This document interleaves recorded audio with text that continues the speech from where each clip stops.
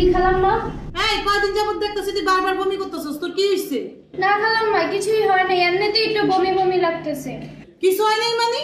দিন দিন তো চেহারা জানি কেমন হয়ে যেতেছে। চল তোর ডাক্তারের কাছে নিয়ে যাবো। না খালাম্মা, ডাক্তারের কাছে যাওয়া লাগবে না, কিছুই হয় নাই। তুই বললেই হইলো। যা তো তুই রেডি আয়, আমি এখনই তোর ডাক্তারের কাছে নিয়ে যাবো। যা।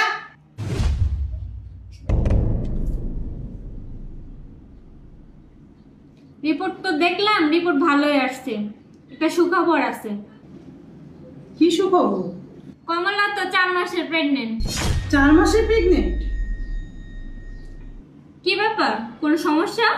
না, কোনো সমস্যা না, রিপোর্টটা দেন। এই নেন আপনাদের রিপোর্ট। এই চল বাসায় চল। এই তুই ছোটবেলা থেকে আমার বাসায় কাজ করস, তোর বিয়ের শাদী হয় নাই, তুই 4 মাসের প্রেগনেন্ট কিভাবে হলি? খালাম্মা, আমি কিছু বলতে পারবো না। কইতে পারবি না মানে? সত্যি করে বল, এই বাচ্চার বাপ কে? খালাম্মা, আপনি যদি আমার মাইরাও বলেন তাও কিছু কইতে পারবো না। কি তুই কইতে পারবি না? এই তুমি কই আদি আসো।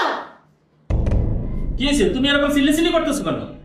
কমলার আমি ডাক্তারের কাছে নিয়ে গেছিলাম, ডাক্তার বলছে কমলা 4 মাসের প্রেগনেন্ট। ওরে আমি জিজ্ঞেস করতেছি এই বাচ্চার বাপ কে, আর কিছুই বলতাছ না। তুমি আর এখন জিজ্ঞেস করো এই বাচ্চার বাবা কে? আচ্ছা তোমরা একটু থাকো, আমি আসতেছি। এই মনে হয় লোকজন ডাক্তার গেছে, আজকে তোর কঠিন বিচার হইব। কাজী সাহেব আসেন আসেন। কি ব্যাপার, কাজে নিয়ে আসছো কেন? আজকেই কমলার বিয়ে দেব। কমলার আজকে বিয়ে হবে মানে? তাহলে এই জঘন্য কাজটা তুমি করছো? ওনা তোমাকে বাবা ডাকে? হ্যাঁ, তোমার কোনো কমন সেন্স নাই? কিভাবে কি করতে পারে এটু বোঝার বুদ্ধি তোমার নাই? বাবা, আমার জন্য আপনারা নিজেরা ঝগড়া করেন না। আমি যে অন্যায় করছি এটা ক্ষমার অযোগ্য। আমি এখনই আপনাদের বাসা থেকে চলে যেতেছি। তুই কোথায় যাবি? তোর কঠোর বিচার হবে। বাবা, কি বিচার হবে? পারভেজের সাথে তোকে বিয়ে দেব। কি? পারভেজের সাথে আর বিয়ে হবে মানে? মানে পারভেজের সন্তান ওর পেটে।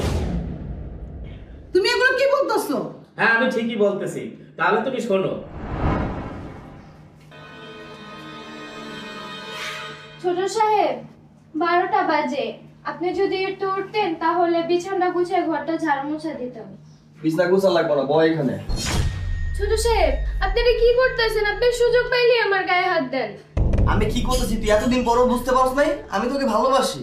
দেখেন ছোট সাহেব, আমাদের ভালোবাসা হবে না। আমি আপনাদের বাসায় কাজের মেয়ে, কাজ করি। কোথায় আকাশ কোথায় জমিন। দেখ কমলা, আমি তোকে অনেক ভালোবাসি, তোকে আমি বিয়ে করতে চাই, তোকে ছাড়া আমি বাঁচবো না। দেখেন, আপনার বাবা মা যদি এই কথা জানতে পারে তাহলে আপনাদের বাসার কাজ আমার আজকেই শেষ।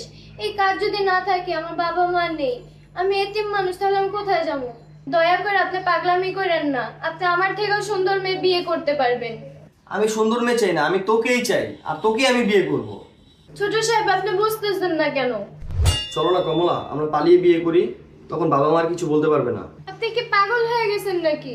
হ্যাঁ, আমি তোর প্রেমে পাগল হয়ে গেছি, আমি তোকে বিয়ে করতে চাই। আপনি পাগল হইলেও আমি পাগল হই নাই।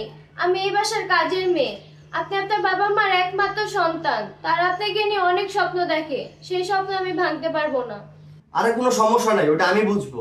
আপনার সমস্যা না থাকলেও আমার সমস্যা আছে। আপনি আমাকে নিয়ে পালিয়ে বিয়ে করলে আপনার বাবা মা সমাজে মুখ দেখাতে পারবে না, মানুষ থুতু দিবে, আরো কত কথা বলবে। বড়লোকের ছেলে হয়ে কাজের মেয়েকে বিয়ে করছে। আমি তোর কোনো কথা শুনতে চাই না, আমি তোকে নিয়েই বাঁচতে চাই। দেখেন ছোট সাহেব, আপনি যদি বেশি পাগলামি করেন আমি কিন্তু এই বাসা ছেড়ে চলে যাব। আমি তোকে যাইতে দিলে তো তুই যাবি, তোর জায়গা আমার হৃদয়ের ভিতরে। এইবার বুঝতে পারছো? তোমার ছেলে কমলারে অনেক ভালোবাসে। আজকে থেকে ওর যত্ন নাও। তোমার ছেলে যদি জীবনে একটা ভালো কাজ করে থাকে, এইটাই ভালো কাজ করছে, একটা হীরার টুকরো পছন্দ করছে। তোমার ছেলেরে ডাক দাও, আজকেই ওদের বিয়ে দিয়ে দেবো। পারভেজ, এই পারভেজ এদিকে আয়। জি বাবা। কমলার হাত ধর। হাত ধরবো মানে? হয়তো আর নাটক করা লাগবে না, আজকেই তোর সাথে ওর বিয়া। ও 4 মাসের প্রেগনেন্ট। সরি বাবা, আমি অনেক বড় ভুল করছি, তোমরা আমাকে মাফ করে দিও। সত্যি আমি কমলাকে অনেক ভালোবাসি। হয়তো আর সরি বলা লাগবে না, আমরা কিছু মনে করি নাই। দোয়া করি তোরা সুখে থাক। আজকে থেকে তুই ওরা অনেক যত্নে রাখবি। আমিও আর অনেক যত্নে রাখবো।